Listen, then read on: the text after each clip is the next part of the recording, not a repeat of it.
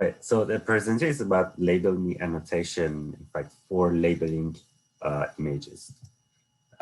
When you're dealing with a segmentation problem, you need to specify that each object has a meaning. So you need to label them. For example, this is a tree, this is a bus, there's one car, the other car.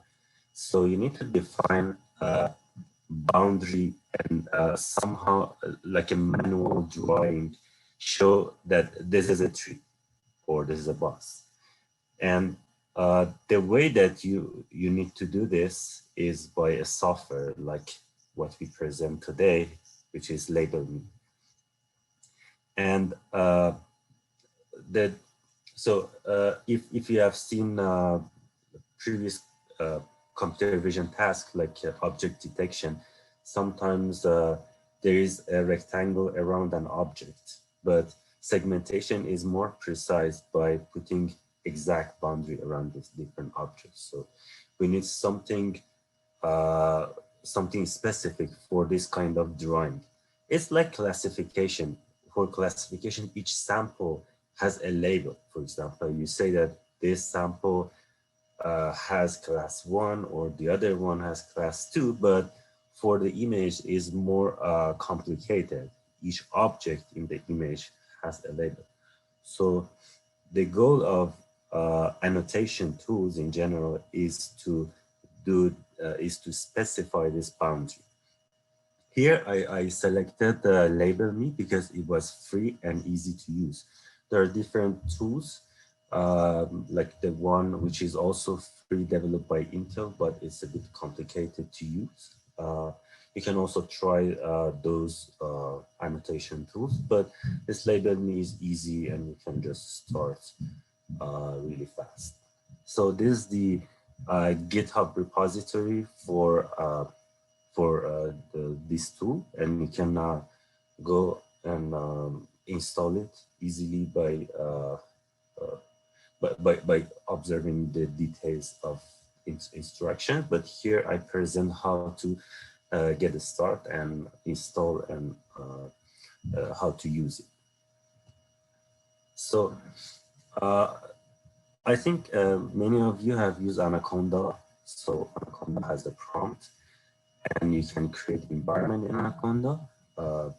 So I've already created an environment in Anaconda called test, and using Conda activate, you can easily go and activate that environment. So in order to install LabelMe tool, you just easily write pip install LabelMe. And if you don't use Anaconda, there is a link here, which is the same link as I showed you before in the previous slide. So you can go and follow the installation instruction when you don't use Anaconda. So how to use LabelMe? So first, you need to change your directory to a location of images you have. So you want to do this labeling for images. So you need to go to that folder using using the prompt, the Anaconda prompt. So for this presentation, I just put one image there, and all the words are on that specific image, and I put them in the download folder. So so I'm already in the download folder, so we are ready to use LabelMe. This is the image file, and the image file includes a number of onions, also called shallots. So you need to open this this file. So you need to just type LabelMe. This is the name of the image file. You need to include the PNG and -o. And again, you just copy and paste the name of image, but this time instead of the PNG, you use .json. It will create you a file that contains all the information about the labeling. So This is step 3, and when we go to the step 4, you will have this environment with the image. You click on create polygons, so it makes you ready to do this drawing. So here I have done this. You do it by hand, so I did it before. So I made this drawing, and when you reach to the last the starting point, so the starting and the end points are the same, a window like this will appear, and you give a label to this onion. For example, I put shallot 1. For the others, you should specify other names. So each shallot or each onion here has a name, has a label. And this is the JSON file that will automatically create it. So it's a JSON file. If you open it, there's a lot of details. You don't really need to open that. When you want to visualize the labelings, here I have labeled all the onions. I found 12 onions in this image, so I labeled them. And when you visualize, they will be appear with different colors and the names.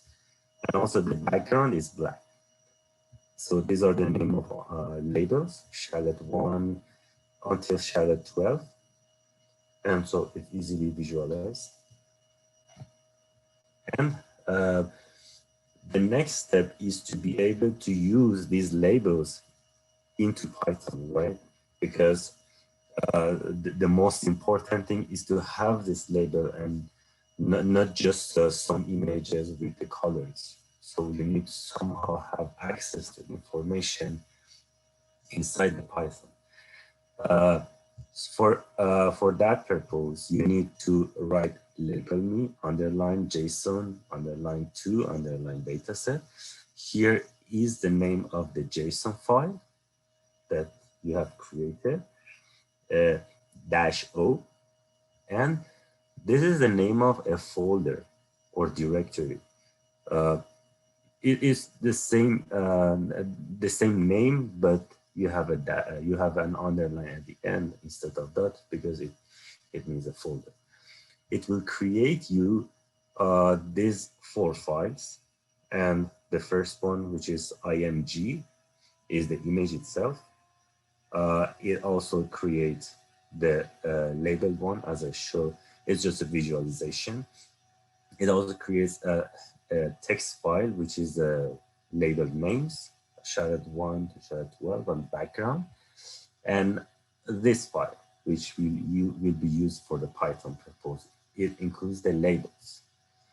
So this is what you need to bring into the Python for further usage. So here is the Python script. You need to read that label.png. Here you see that this is label.png. It's inside a folder that we specified here. And this is the name of folder. There's label.png. So you have this address here, which is label.png. And so like when you want to do you want to do computation, you need to import NumPy as NP.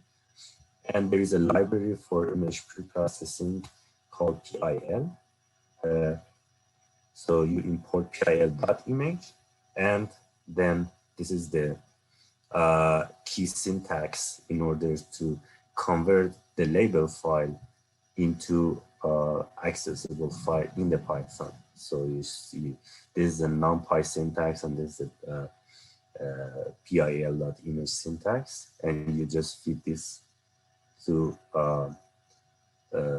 this syntax here in order to open that. And when you print the details about this file, and in fact, when you print the file itself, you will see a matrix. So this matrix includes 13 unique labels 0 for background, and the rest for shallot 1 to shallot 12. And it has the same size of the image. And whenever on the image you have an onion label with, for example, onion 3, you have 3 at those locations. So at the end, you can use this LBL or this matrix for the further analysis of the segmentation. So it's easy to use, but you can also try other tools for this annotation.